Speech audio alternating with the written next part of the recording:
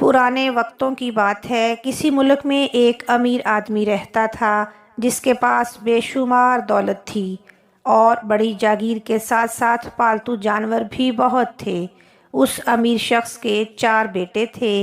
वो अपने बेटों से बड़ी मोहब्बत करता था, मगर उसे ये फ़िक्र भी रहती थी कि अब मैं बूढ़ा हो गया हूँ, कहीं ऐसा ना हो कि मेरे मरने के बाद मालो दौलत के बंटवारे में मेरे चारों बेटे एक दूसरे से नाराज़ हो जाएं। इत्तेफाक की बात है कि कुछ दिनों बाद वो अमीर आदमी ऐसा बीमार पड़ा कि ज़िंदा रहने की उम्मीद कम से कम होती चली गई।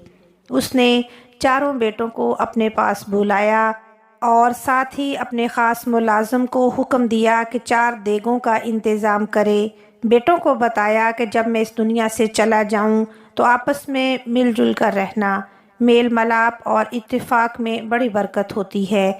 मैंने तुम चारों के लिए बहुत कुछ छोड़ा है। मेरे पलंग के चारों पायों के नीचे एक एक देग गड़ी है जो तुम अपनी अपनी पसंद से ले लेना। फिर चारों बेटों को रुखसत कर दिया और कुछ देर बाद जब देगें आ गईं तो मुलाजिम की मदद से उनमें जो कुछ भरना था वो भरा और चारों पायों के नीचे उन देगों को गाड़ दिया।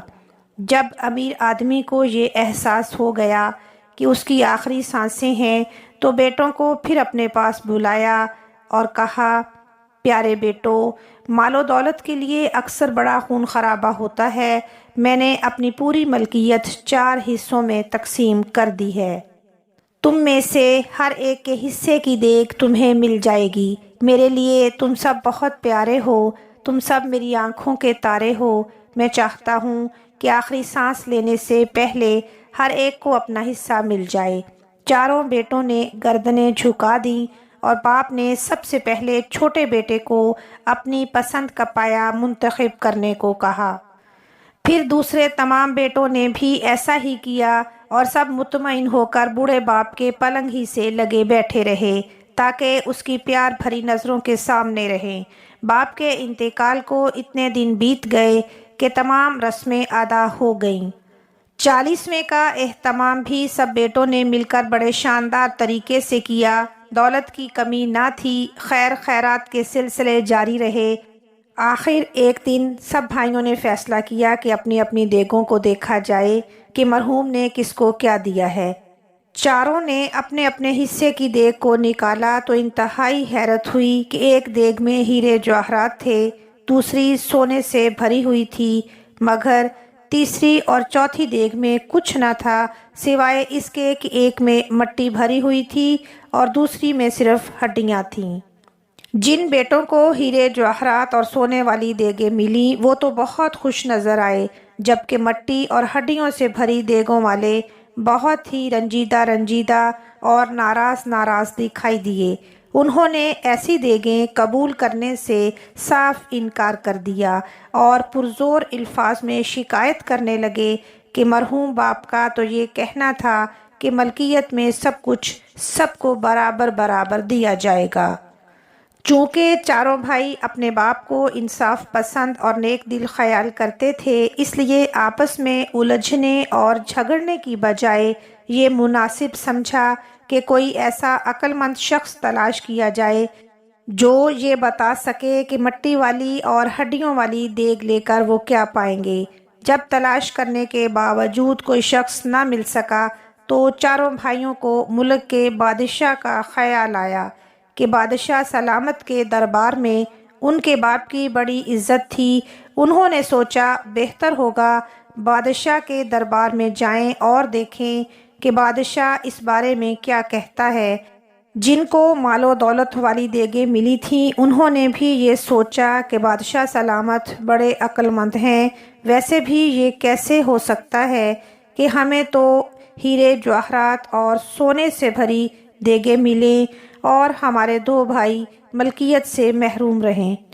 इस बात में ज़रूर कोई ना कोई हिकमत है। जो 2 देगें मालो दौलत के बगैर हैं, वैसे अब्बा जान ने तो हम सबको अपनी अपनी पसंद का फ़ैसला करने की इजाज़त दी थी। अब ये हमारी किस्मत है कि किसको क्या मिला। खैर, भाइयों ने आपस के मशवरे से ये तय किया कि महल तक जाना चाहिए। چاروں بھائی پوری تیاری کر کے بادشاہ کے محل کی طرف چل پڑے۔ چاروں بھائی کئی برس پہلے اپنے امیر باپ کے ساتھ محل کی ایک عالی شان شاہی تقریب میں شریک ہوئے تھے اور بادشاہ کی ملکہ بھی ان کو جانتی پہچانتی تھی۔ اس لیے وہ دربار اور محافظوں سے اجازت لے کر بے دھڑک ایک خادمہ کے ساتھ ملکہ سے ملے۔ ملکہ بولی، بے شک تم بادشاہ کے پاس جاؤ، وہ اپنے دربار میں ہے۔ ملکہ نے انہیں خاص خادمہ کے ساتھ بادشاہ کے پاس بھجوایا۔ جب وہ دربار میں پہنچے تو درباریوں کا ہجوم نہ تھا، بلکہ بادشاہ اپنے ایک وزیر سے کچھ مشورہ کر رہا تھا۔ جیسے ہی اس کی نظر چاروں پر پڑی، وہ پہچان گیا کہ یہ مرحوم درباری امیر کے بیٹے ہیں۔ اس لیے بادشاہ نے بڑی شفقت بھری نظروں سے ان کا استقبال کیا اور ہاتھ سے قریب آنے کا اشارہ دیا۔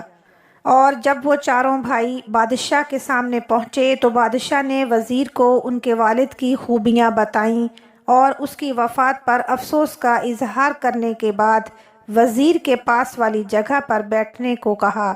تب بڑے بھائی نے عرض کیا، بادشاہ سلامت، ہم ایک خاص مقصد سے آپ کی خدمت میں حاضر ہوئے ہیں۔ بادشاہ نے تمام حال احوال غور سے سنا مگر اپنے منہ سے کچھ نہ کہا، بلکہ چند لمحوں تک خاموشی سے سوچتا رہا کہ آخر یہ ماجرا کیا ہے۔ چاروں بھائی اس انتظار میں تھے کہ بادشاہ سلامت کیا فرماتے ہیں۔ انہیں یہ تو معلوم تھا کہ بادشاہ کی عقل مندی سارے ملک میں مشہور ہے۔ اچانک بادشاہ کی زبان سے الفاظ نکلے، تمہارے والد نے بہت اچھا کیا۔ یہ سن کر ان دو بھائیوں کے منہ لٹک گئے جن کی دیگوں میں مٹی اور ہڈیوں کے سوا کچھ نہ تھا۔ عقل مند بادشاہ کو احساس ہو گیا۔